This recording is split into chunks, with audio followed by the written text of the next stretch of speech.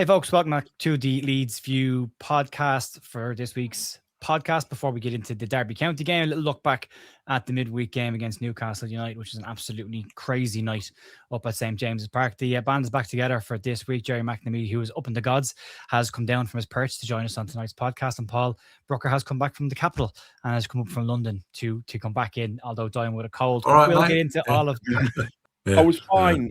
Everything was going well. I went down to London, stood in a lift, and some woman announced to everybody, "Oh, I've still got that cold that's everybody's had over the thing." And there was like a load of us in the lift, and I was just like, I know for a fact that I'm going to come away with this. And my throat started to get a little bit scratchy, and it's wiped me out. Actually, I'm shattered. The first week in the new job, and that's tired me out like nobody's business. Loads of new stuff to learn, met loads of lovely people, which has been great, but.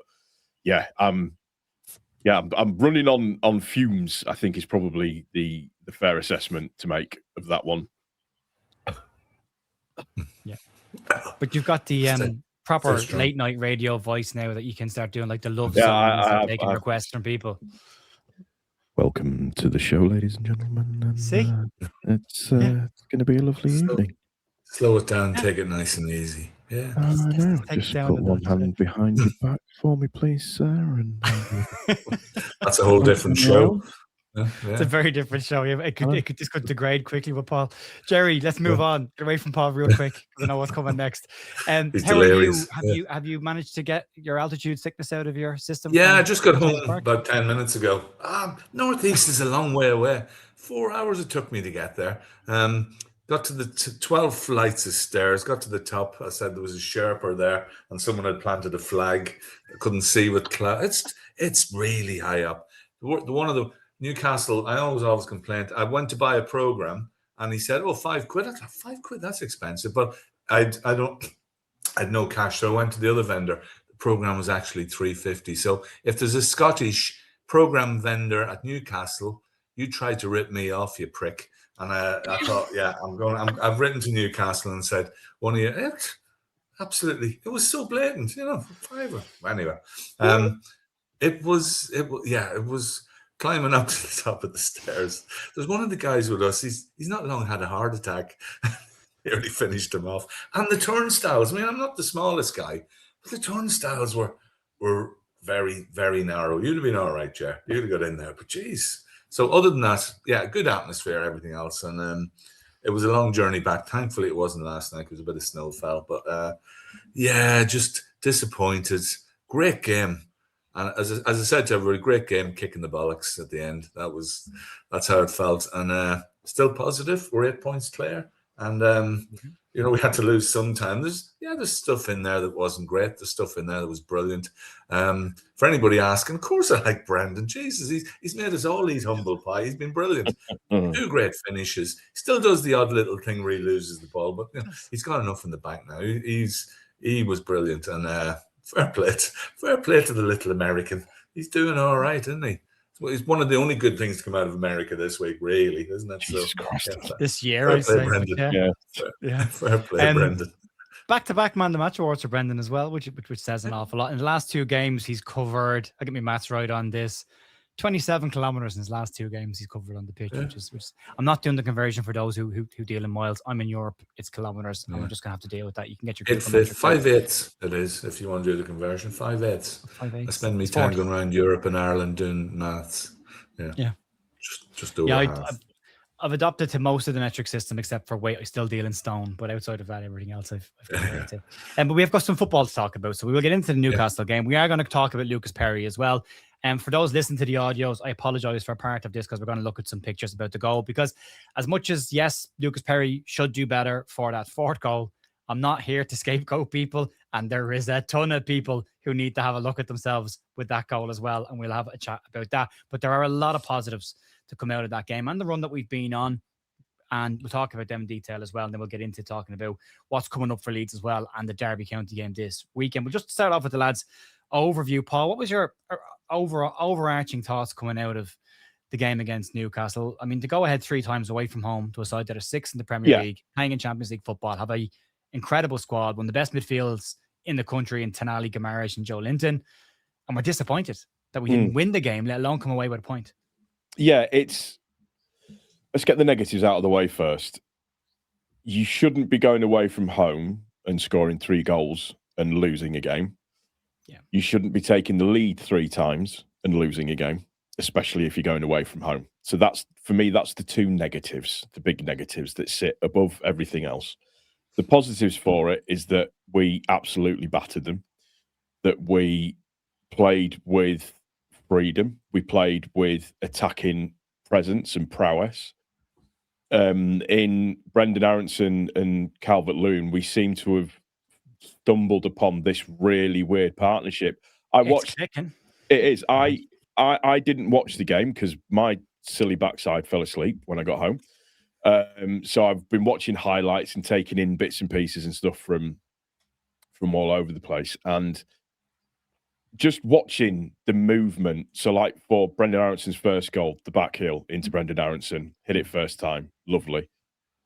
The movement for the third goal, where you and I talked about it, where he arches his run, Calvert-Lewin, and he literally takes 3 defenders with him. Yeah. And Aronson's there to run it in and score. And just overall, I'm just very, very proud of what I saw. They didn't give up. They kept going. They kept trying to put effort in. And what you see in that is you see a team that is fighting for each other, that's trying to work for each other. And it's also from a point of view of Leeds being relegated, the dirty R word. I'm starting now to lean more and more to, if we keep playing like that, there's a strong chance that we're going to stay up this season and stay up quite well. And that's the thing that's pleasing. I'm pleased at the rotation that's been done and the fact that players have come in and stood up and been counted at the same time as well.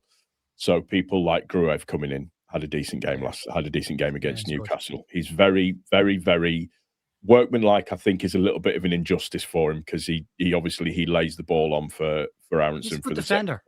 He's a good defender in midfield. He's a very, very good defender as well. Pleasing to see Rodon back. I'm not sure what he's made of, but he is unbelievably indestructible.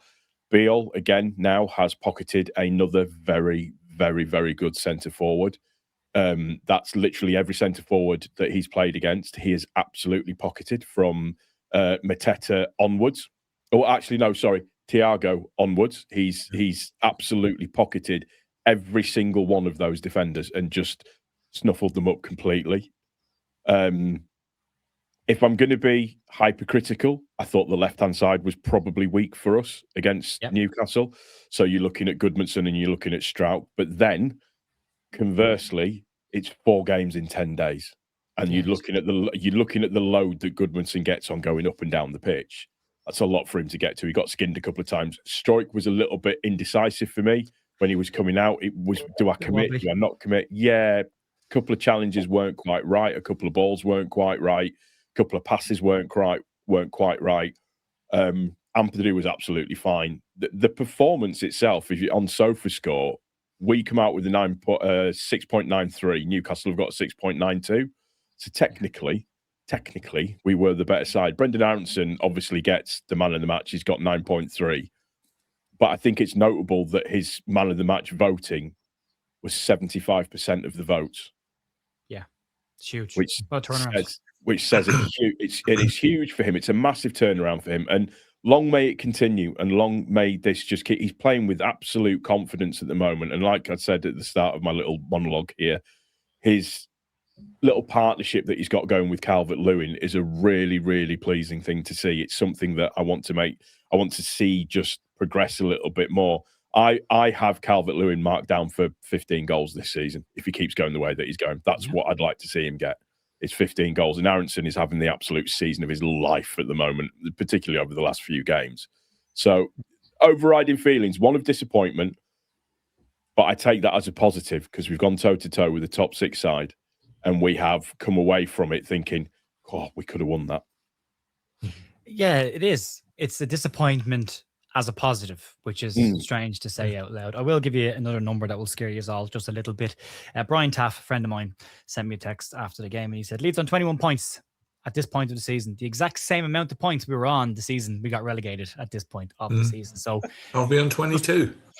20, maybe it was 22, but just goes out 22. Oh, yeah. Sorry, 22 and 22. Yeah, sorry, Yeah, but it just goes to point out again. But it does go to point out. Oh, it's Job's 21. not done. There's still work. There is still work. Also, I was right. I was right. I don't know. Maybe not. This is we're on 22. We're on 22. So I was wrong. The program's wrong then. If you're gonna criticize me, Jerry, be commit to it. I had it wrong on the program. It was 20. But yeah, so it's 22 points, and it was 22 points the season went down the last time. So there is still work to be done by Leeds. So they need to, and it's very quiet around Ellen Road. From what I've been told, there's not a huge amount going on there right now. So get your finger out, lads, and get the team the reinforcements that they need, specifically at the back. If Danilo Doki or Dookie wants to come to Leeds United, get him. Go and get him. But yeah, Jerry, Paul talked about the positive stuff there as well. I mean, Leeds covered 123.4 kilometers during the game. Yeah. I don't think you can question the work rate from the team. I don't think you can question the battle from the team. I don't think you can question the desire to win the game, because when I saw that lineup, my initial thoughts were 3 defensive midfielders. He's playing for 0-0. And then we came out of the gates on fire. Like, we went at them and we caught them off guard. We gave them a hell of a game. From a neutral's perspective, it's a brilliant game of football. I know somebody in the comments is frantically typing now, but we didn't get any points. But from a perspective of being a newly promoted side into the Premier League, to rattle a side like Newcastle twice this year, we've done that now this year, and to come through the run of games we've come through, as Paul says, the 4 games in 10 days, and still have legs in the tank. We looked a bit tired towards the end, and that should be expected. That's why reinforcements are needed. But there was a lot of positives. I mean, the negatives are there was too many crosses going into the penalty area. The players didn't close down the midfield quick enough. That was the same against Manchester United. Midfielders popping up on the edge of our box with too much space. But the positives were, at no point did we stop trying to go forward and win the game. And that is all we were looking for during that rotten part of the season. And now we're here. So there's a huge amount to take away from that game, as long as we carry it into the Fulham game. Yeah, because if we'd won that game, it wasn't a smash and grab. We would have deserved it, or deserved a point at least. Now, our battling qualities, I mean, we had them pinned in, as you say, in the first half, and losing the ball, there was somebody there battling to get it back. And I suppose that pace was hard to keep it up. Yeah, you mentioned a lot of players. Beagle, again, as you said, kept striker quiet. I'm just looking at Thiago for Brentford. Excuse me, I've still got. And he's been on fire last 2 games, totally anonymous against us, and a lot of the other 15 players. 15 goals this season. He's got first Brazilian to do it.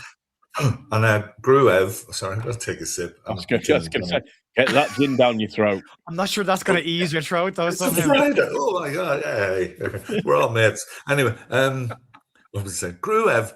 I have to watch Gruev because you don't notice him. You don't notice him playing.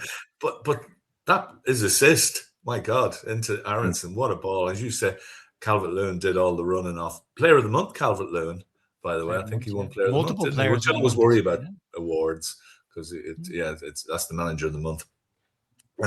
Midfield, the left-hand side, and especially was it the second goal? The second goal. Joe Linton header. Ball goes out and he stops it, and we were screaming at somebody go out and cover that, and he had too much time to stop the ball and turn around, run in, cross it in. Someone who should be out there and smash, that. So that is as an aside. Brendan, brilliant. His running, his finishing as well, which sometimes was 2 into the bottom corner.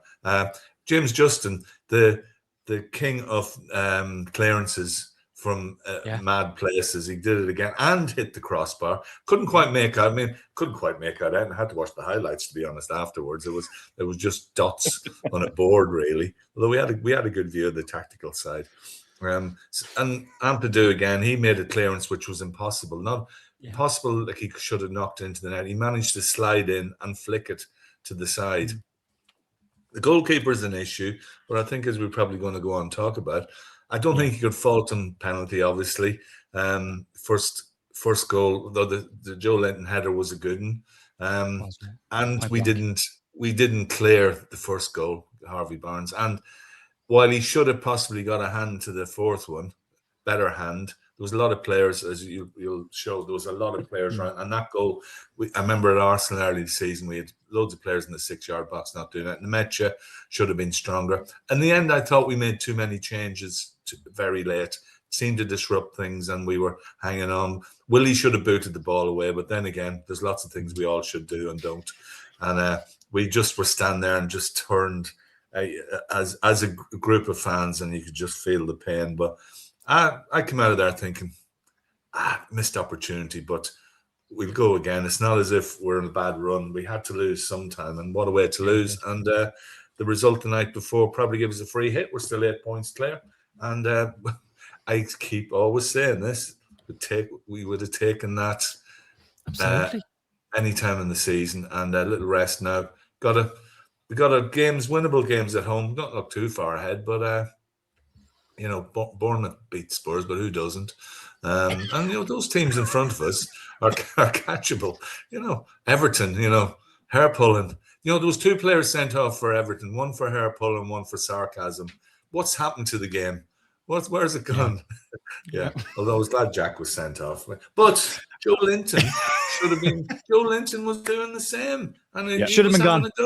Yeah, Tao should have gone as well, or Chow should have gone as well. Yeah, Chow, he early foul, and the penalty, and of course the penalty they got. I mean, it's a handball, but he's turning away, and he's turning away. His arm goes out, dangling arm.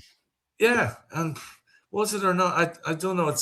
He wasn't looking, and it wasn't star jump.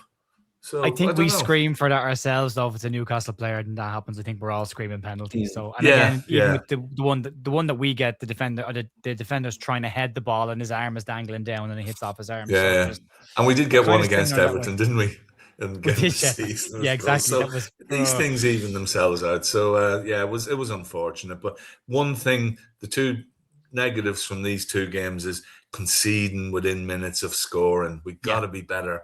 Got to be better. Just close it down. Don't, and that's happened a couple of times, and we need to be better on that. But overall, I'm generally pleased. The goalkeeper was the big thing coming out. Everybody's talking about, but he needs to be stronger in his penalty area. He punched one he should have caught. He needs to dominate. He's a big fecker. He needs to come out and dominate and do stuff. I mean, there was one, I know it was a handball from Cher, but he came out, it was disallowed, and he came out and he wasn't strong. People complain about the amount of time added. We said 10 minutes because Cher, I don't know what his injury was, quite serious. A lot of subs and everything else, and even in injury time there was breaks in place. So I have no argument about that either. So all in all, disappointing. I spent the guts of 5 minutes complaining that Cher had gone down because Dominic Calvert-Lewin's pinky finger had grazed the top of his head, because all I saw was him go down and grab his face. I was like, is he seriously rolling around the ground for that? And then when they cut away and went back, and I was like, is he still on the ground? Is he still down? Then somebody said to me, you want to have a look at that again, Jared? I think he might have twisted his knee pretty badly. He was like, oh yeah, he did. Yeah, sorry about that. Well, Arteta and his mates would have kicked him off the pitch, wouldn't they? After last night, do you know what? I know I got a bit excited on Twitter last night, but Mikel Arteta finally getting booked for going outside his technical area. When my friend Sinead texted me, and I was like, yes, finally, yes, more of this, please. I can't, it does my head in. He drives me bananas. Anyway, that's my own pet peeve. Somebody asked me had I got money on it, the reaction I had last night. I was like, no, I should have had it, but he's been cruising for that for 3 years. But great to see it finally happen. Games coming up, home outside of Derby, so next couple of Premier League games coming up. We are home to Fulham. That has to be one that we have to. I know they're 9th in the table, but not, they're 9 points ahead of us. It is one as a home game we have to be looking at, Paul, for 3 points. And that Nottingham Forest game at home as well, at the back end of that 4 games, is the other one for me. And I'm looking at that thinking we've got to try and get 6 points there if we can. And if you can get a few points with the other 2, brilliant. Yeah, the Fulham one is it. I think if you keep Harry Wilson quiet, then you keep. Do you know how you keep him quiet? Buy him. Yeah, there is that. Yeah, there is that. Yeah. I think we have a decent chance against Everton away as well. Yeah. They're a bit streaky. Arsenal's the one which is effectively the throwaway game for me. I mean, I'd love us to get something out of that. But that is, for me, that's effectively the throwaway game. But yeah, the Forest at home is the big one for me. I think out of that run of 4 games, we should be aiming for 6 points. Yeah. 6 points would be an acceptable return. 7 points would be a very, very good return. 8 points would be nutty. nearly Eight, safe at that stage. if we get 8 points, if we got 8 points out of all of that, I'd literally be going, we're not getting relegated this season. Yeah. Agree. Let's talk about the goals. There's two to talk about specifically out of the four. I say the first goal, not going to go into too heavy. I thought that the defense should have done better to clear the ball, and then they should have probably got out to the ball quicker. Stroke kind of half hesitates to bounce, catches him, and Barnes has pretty much got a tap in. Then there's the penalty, so there's no point in really draining the ocean on those ones. But this is the second goal Newcastle scored. Top left-hand corner. Sorry to those on the audio, I'll walk you through it. But for those watching, I've circled Lewis Miley. As the ball is played into the corner, Leeds assume, I saw this against Southampton in Elland Road on the last game of the season, that we didn't get promoted within the playoffs in the championship. The exact same thing happened. We just stood and watched, assuming that ball was going to go out of play. And you can see in the second image, it doesn't. Miley gets it. And there is no one making any effort to get to him. And everybody leaves Bruno Guimaraes completely free on the edge of the box. And in the final image, you can see him standing beside the referee here. Pascal Stroke, Gabby Goodmunson, and Ethan Ampadu. And I'm pretty sure that's Ethan Ampadu's man, because that's a midfielder and a midfielder. Yeah. Everybody else is picking up. Stack has got Barnes and he's got Hall. Everyone else is picking up. These three are free. Aronson is pressing, and so is Gruev, but someone has to get out to Guimaraes, and they don't. And even when that ball does go to Guimaraes, he has time to take a touch, look up, and flick it with the outside of his boot into the penalty area. And it's a really good header by Joe Linton just to get around the corner. But for me, they've got to close that ball down the corner flag. Someone has to go out there and not assume a ball is going to go out of play till the whistle, as they used to say. And then they have to man-mark Guimaraes. And if you look at the actual first image, Anton Stack is actually standing beside Guimaraes in the first one. Ampadu has dropped in. But then by the time the second one comes out, Ampadu is actually having a look at Guimaraes. You can see him staring at him in the second image if you've got your glasses on. And yeah, that one's disappointed. The big one is the fourth one, is the Lucas Perri one. There's a lot of red in this, so apologies to those who don't like the reds. But yeah, sorry, I'm wearing a red top as well. You're wearing red there, yeah. It's a disgrace. Now, the caveat all of this before, again, somebody goes mental in the comments typing, save your fingers, the work here.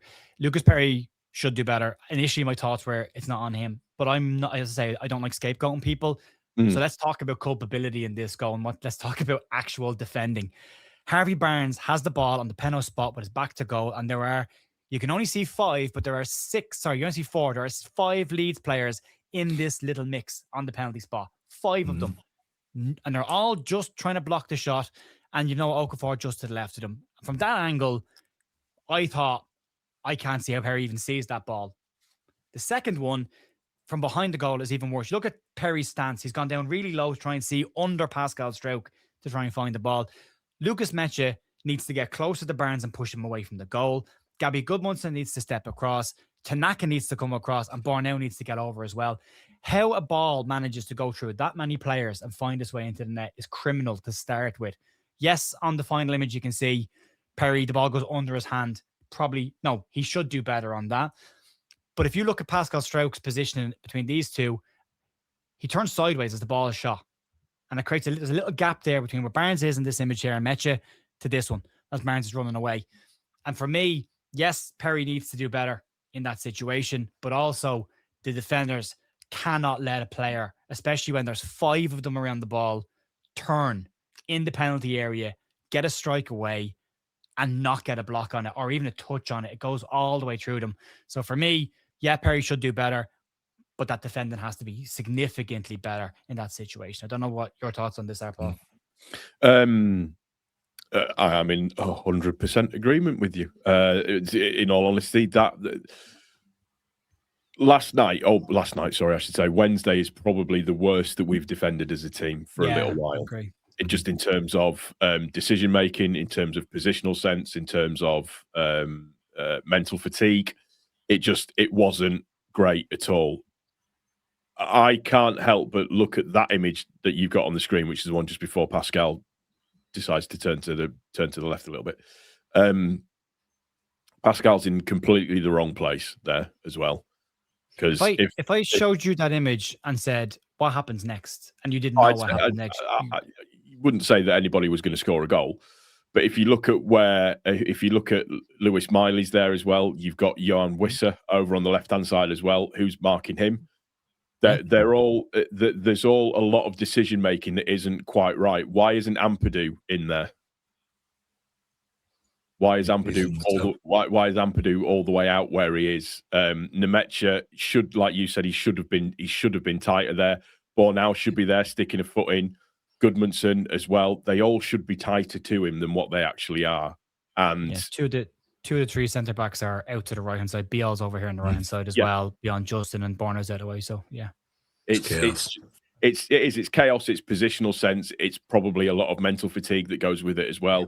The save on that rating on the goal for Perri is 82% of the time that should be saved. So unfortunately, 18%, it's on him. He should score it. It's like he dives over it, kind of, but it does. He actually steps left, and then can't get down quick enough. Yeah, what happens? Yeah, so positionally, he's got it wrong for me in that one. The thing that's been quite evident since that's come out is people have quite clearly, and I'm not into, same as you, Joe. I don't do scapegoating and leaving things out. There's a series of things that happen before you get to what the end goal actually is, and there's a series of things that happen before you get to this goal, to us conceding.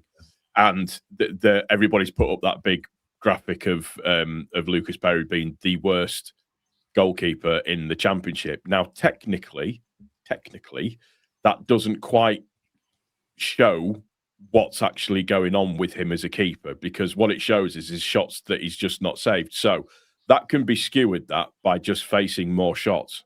So you could just face a large percentage of shots and they don't go in. Or in the other way, conversely, it could be skewered by the fact of you face 100 shots, save 50 of them, and 50% go in. Do you know what I mean? It's and again, I'm not trying to go. He's absolutely, he's not culpable for anything. Of course he is. Yes, absolutely. Yeah. But Farke has not hung him out to dry, which is the other conspiracy theory that people are coming out with now as well. You have a theory on why Farke has gone in so heavy on him. Perri is a very, very gregarious character. He's very confident in himself and he's got quite thick skin. And I think Perri being criticised in the public will push him to be a lot better. Whereas if you do that with somebody like Meslier, who is a lot more timid, a lot more mild, a little bit meeker, that type of man management doesn't work very well with him. And I think you have to kind of say that maybe Farke, in terms of his man management, is doing the right thing for Perri at this moment in time, which is digging him out a little bit in public, making him just sort of because he can take it. Because he even said it in what he was saying. He said he's already been self-critical of himself. Should have done better there. I should have gotten to this. I should have gotten to that. So don't throw the baby out with the bathwater just yet. Just give him a little bit of breathing space. And, we talked about it before we came on air. De Gea was appalling when he first came in. What did they all do with De Gea? He was skinny, so they all just threw the ball in on top of him. Same with Kepa, same with Onana. Onana was awful. Martinez, when he went to Arsenal, he was chronically bad. But what we've noticed is over the last few games, what people have been doing, and again, this is down to just people just being aware of the type of team that we are, and maybe about the fatigue that might be setting in because we're not used to being in the Premier League, is they're targeting Perri on corners, they're targeting him on long throws, they're crowding him. I mean, Yoro was just elbows deep in Perri's midriff, and he was getting away with it all game against Manchester United. So whilst we are very, very quick to criticise, and he deserves some criticism because he should be doing better. He's a keeper, that's his job. Look at bigger picture. Look at just take a step back from it a little bit. And yes, the statistics show that he's appalling, but they don't necessarily ring true with what you're actually thinking or to fit and maybe a narrative that you're trying to push. Yeah, also doesn't fit the XG on those shots as well either. Doesn't go into that equation either. Like how clear. I mean, again, you look at that shot, there's no way it should get to him. No. It shouldn't get near him. Not to say he shouldn't save it. And I'm not going to make that point. He should save it. But the point I'm making is, as a defender, your job is to stop the ball going near your goalkeeper. You're supposed to protect them. And we've have a history of not always protecting our goalkeepers particularly well, and their confidence tends to get. We're in a similar situation the last time we went down. We'd Melier had a good season the year before, came into the season, got relegated, and I think he faced more shots than any keeper in the Premier League that year. And then people were like, "Why is he conceding so many goals?" Because he's facing more shots. Yeah. So it's just worked like that. Jerry, what are your thoughts on him? Yeah, we're looking at those goals. I suppose if he was 80% sure he should have saved it, I think everybody should take at least 15% responsibility for it. As you say, they should have cleared that ball, and he was unsighted, and he should have probably got a better hand to it. So, yeah, they're all culpable there. And I suppose the second goal as well, it again was the classic we were letting in early in the season. The ball went between the two centre halves, or the striker did get between Bijol and Rodon, and Joe. Well, it was a great header. Joe Linton, he should have been a better challenge on it. Yeah. So yeah, those are the negatives, but we have to look at the positives from all of that, and the way we attacked, the goals we scored, the fact that we were just beaten in the 112th minute. It was 112th minute or the 102nd. I don't know. It was nearly midnight anyway, and it was a case of. Of course, the latest goal ever scored in the Premier League. Dr. Leeds. Of course, the only team to concede three, to score, take the lead 3 times and lose. Only the second team did. The other one was Leeds. Of course it was. I know. We're there to do these. Leeds. Yeah, we're there to do that sort of stuff. But any Newcastle fan I spoke to afterwards, they were. It was really that was some game. We're glad to get out of that, and they knew that both games they knew they were in a game. 2 totally different games this season. One very attritional and battling and sliding down. That was it was good, and a few mistakes from both sides, but we had them for a while and just didn't hang on, and that's going to happen in the Premier League. But as you say, coming up in the next 4 games. Chances there, and of course the other teams have to play tough games as well. So West Ham aren't going to get 12 points, are they? He says, and I'll be totally I'll come back to that told. Before I get to this image as well, Harvey Barnes handles the ball in the fourth goal as well, and again, All Leeds TV put that out. So I mean, and like you can say it's not a deliberate handball or it's just grazes his arm, but the letter of the law says if a ball is touched by a hand in the build to a goal, the goal must be ruled off. And it wasn't even. If only had VAR. If only they had VAR in this game. Didn't even look at it. I think they were celebrating in Stockley Park when the ball. Who would dare? Who would dare disallow that goal? This is the funny thing as well. No, we didn't see anything. No, it's all right, lads. Well, it's like with Aronson's handball. The reason why that looks so bad. And it does look really, really bad. Is because of the way that he jumps. He turned and turns. So he's tried to bring his hands in like that as he's jumped, and as he's done that, it's hit his hand, and it's just pushed his arm out. So it looks 10 times worse than what it is. It's one of those, isn't it? Hey, well, as Jerry rightly says, that the game's coming up for the opposite. The sides that are down there with us, and I'm only looking at the third bottom spot at the moment. After the FA Cup games, we have Fulham at home, which is to say, need to target that game. Forest have Arsenal at home, and West Ham are away to Spurs, which you'd imagine West Ham will probably win that game, knowing Spurs right now. But in Forest's next 6 games, they have to go. Sorry, they have Crystal Palace, then they have us. That's going to be massive, the game against us. Then they have Wolves, which is down there with them. And Wolves have been on a bit of a turn in form recently as well. Then they have to host Liverpool, and then they're away to Brighton. That's not an easy run of games for Forest in the form that they're in right now either. West Ham, away to Spurs, home to Sunderland, and Sunderland will have their players all back from AFCON, so they're back to full strength by that stage. Then they have to go away to Chelsea under Liam Rossignol, as he told everyone in the press conference today, not Rossignol. He believe it's Rossignol. He had a full playing career in England. No one ever asked him that question, but there you go. Now he's Chelsea manager. He's a new name. Then they have to go away to Burnley, that's a relegation battle. Then they're home to Manchester United, and then they've got Bournemouth. So again, not straightforward games. Probably an easier run than Forest have. But yeah, Jerry, not an easy run of games for anybody. I think his name's Liam as well, isn't it? Yeah, I think he's called himself Liam that. I think Everton is doable as well, because they've been struggling a bit at home at times, and against Wolves, and they were well beaten by Brentford, and they were without Michael Keane. I met a guy out walking a dog the other day. He saw I was wearing a Leeds hat, and he hated Michael Keane. I never heard. He said he wouldn't go to a game when Michael Keane's in the team. I thought, wow, I didn't think anybody was that bothered about Michael Keane. But no, hair pulling's violent conduct. You know, never a problem for any of us. But yeah, No, I'll be all right. Yeah, I don't know why he was bothered. And Jack Grealish getting sent off for being as I said, just what made my night. I think that's the Arsenal game is going to be a tough one. Chelsea away, they always do us. Then Villa. Yeah, Villa, maybe we might be playing at the right time. Who knows? But I think there is at least 3 games in there we can go out and think we can win in these. And I'm looking at. I think possibly Forest are the toughest. West Ham, they're all, as you say, Spurs, or who knows what Spurs. Sunderland, will they get back, or are they on a downward spiral now? Chelsea, anything can happen with Chelsea. Burnley battling, they did okay the other night. That's one we'll be looking for, a Burnley win or a draw. Man United, who knows? Who knows who's going to be the interim manager for Man United? That's mad, isn't it? Solskjaer failed. Oh, let's get him back. Yeah, let's get him back. Yeah, they want Solskjaer back. Yeah. Well, I'm trying to think. They said that they wouldn't have Darren Fletcher and Carrick managing together, didn't they? Or whatever. Yeah. And then it's just, Ruben Amorim has turned this football club around. No, he hasn't. Yes. So did Van Gaal, so did Ole. Ole at the bus. Was Ole driving the bus? Wasn't it Rio's famous? Yeah, they're just going to wait. They're going to wait till after the World Cup to see what managers. Martinez will probably be there. Your man, the Italian, I can't think of his name, Angelotti. Perri. Yeah, Brazil. All these.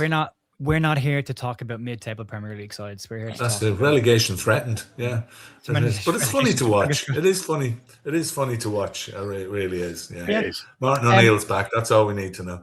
Thank God. Yeah, that's a different podcast for a different day. But thank God. That's all. Poor Ethan Ampadu's father's out of a job after getting his first job. Yes, I didn't realise that. I thought there can't be that many Ampadu's, and I thought, same one. Yeah. Fair. Oh well.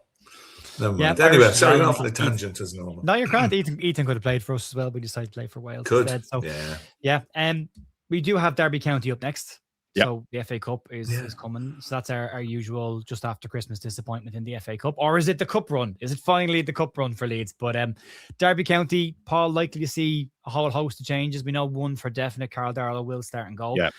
2 things on that. 1, it might give him minutes, and 2, it'll give him a chance to stake a claim. And as long as he doesn't do anything majorly stupid, he could be playing against Fulham next weekend, depending, although I don't know. But what do you want to see in terms of players in this game? What kind of a lineup do you want to see? Or do they do what they did against Sheffield United? Wholesale change the squad and potentially unsettle it a bit? I would go for the under-21s, and I would just focus on resting the first team. I've said, and I know it's horrible to say, but I don't really care about the FA Cup this season. Well, you did text me earlier on and went, "Can I be honest?" And I had no idea what was coming. I went, "Yeah, sure. What is it?" He goes, "I don't care about the FA Cup." I was like, "Oh, okay." I don't. But this season is about survival. That's what this season is about. And quite frankly, for me, we don't need the distraction of it. Would it be nice to go on a cup run? Look, of course it would. Absolutely, 100%. Yes, of course it would. But the thing about this season is Premier League survival. And for me, look, if they win and get through to the next round with a fully changed squad, you just keep using exactly the same squad. You just keep using exactly the same players and just, let those boys, our team, have put their absolute heart and soul into the last month or so, or the last, period of games that they've played. They've played a phenomenal amount of games and they need a rest. They need to recuperate, and probably the FA Cup game is just come at the right time, in my opinion. So, make the changes that are necessary. So you're looking at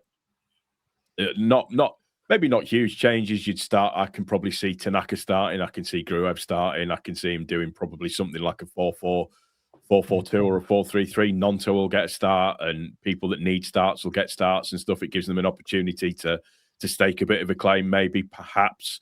Dan James isn't going to be there, is he? Because he's still not 100%, although he will be back for Fulham, as will Longstaff be back for Fulham as well. So, and again, we're coming into another crucial period where we're going to have players that are coming back. And the last thing I want to do is to risk any potentials for third round FA Cup time. Sorry.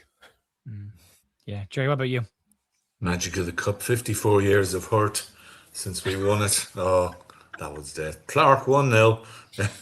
I sound like the Harry Enfield character, don't I? Jumpers for goalposts. But anyway, I think he'd probably empty the bench, swap the bench for the team. What's out there? I think that's what you'll see. Maybe Sam Chambers. Don't know if Harry Gray might get a look in if he's fit. Yeah.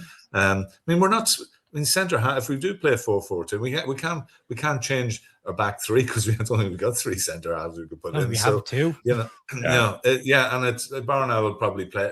But from what you were saying earlier on your pod, Ger, on the news, he's looking away. But you think players who need minutes. I don't know if Joe Rodon needs a rest or he needs to fitness again, and I think that's what we're looking at. So it'll probably be Willie players, Grew, Evan, probably Tanak, all these guys. Sam Byron probably get a run out. Darlow, as he'll be there.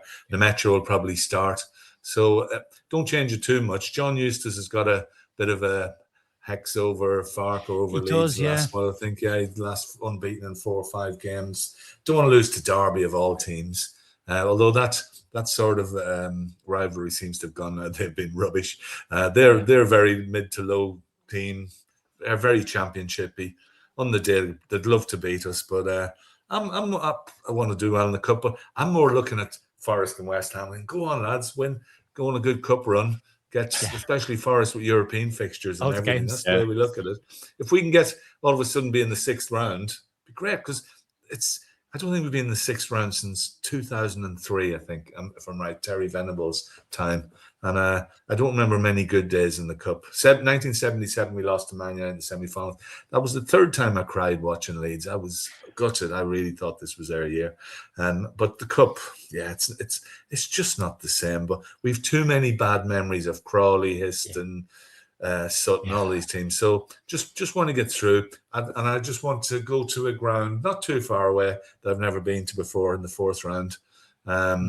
It's on Valentine's Day as well. Supposed to be going to a wedding that day, but yeah. Who gets married in the middle of the season anyway? Stupid. Such a priority. But no, who does? So yeah, get to the 4th round, just see who we draw. And if we're away to Liverpool or something, then put it under 21. Who cares? But it's a nice break, and for me it's not too far away after driving around the country to go to the northeast twice in a week. So Derby's about an hour away, so I'll happily take that. And Parking's not too bad, and Pride Park. Well, we've got some good memories of days there, and there'll be lots of spyglasses around, and and lots of that, and talk about Reevy and Clough and all that. So all the old hits. So, yeah, it'll be nice. It'll be a nice day out. It'll be nice. And it's lunchtime. Yeah. Lunchtime. We'll be home in a reasonable hour. Not 2:45 in the morning. I told my other half I'd be home by 12. I forgot. I underestimated it. Anyway, that's my life at the minute. Yeah. Another grey one, Jerry. Another. I'm gonna have to put adult tags on this video as well now today. But yeah. It was we'll get it out of the way. That's I'm with Paul on this. Just get it out of the way and just let's get back and focus on the league because it's nice day out. We'll see where. If we do well, give the lads some minutes if we can. And it gives fans to get a result. It gives some fans. I don't know what the allocation is, but some fans who don't always get tickets. There'll be. I don't know if we'll get 3,000-4,000, whatever, and some fans who don't get a chance to get to go and see Leeds. We'll get there. Yeah, that'd be good. Yeah, right. I think we'll pack it in there, folks. If you are, again, as I say, listening on the audio podcast, if you could give us a star rating and stick a comment in, and if you're watching on YouTube, if you could stick a like or hype on the video, that would be massively appreciated. And subscribe if you want to get your daily Leeds news as well. There's a bit of stuff coming up. We will have a watch along over on bigup.com. We have a new game taking place over there called Predictions now. If you want to get in with a chance to win some prizes, you can head over to bigup.com. It'll be linked down below in the description, and you can make your predictions for the weekend's game. It's free to join. There is no ads, nothing like that. And if you want to get involved in that, you can. Outside of that, and Paul, you want to say something? Everything okay? Do you want to leave us with that? What was I? You're like, was I? Yeah.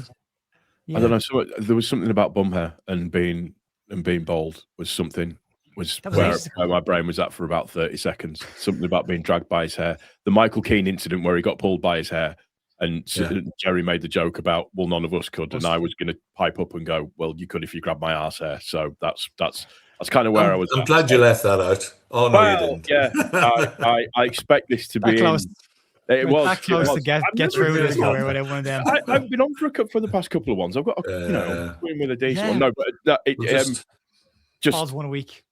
My 1 a week, yeah. Just to say thank you to everybody. Just obviously, just understanding wise with me being away and videos not being as normal as what they would be. So just appreciate the support as ever. How's your lip, Paul? How's your lip? Do you know what?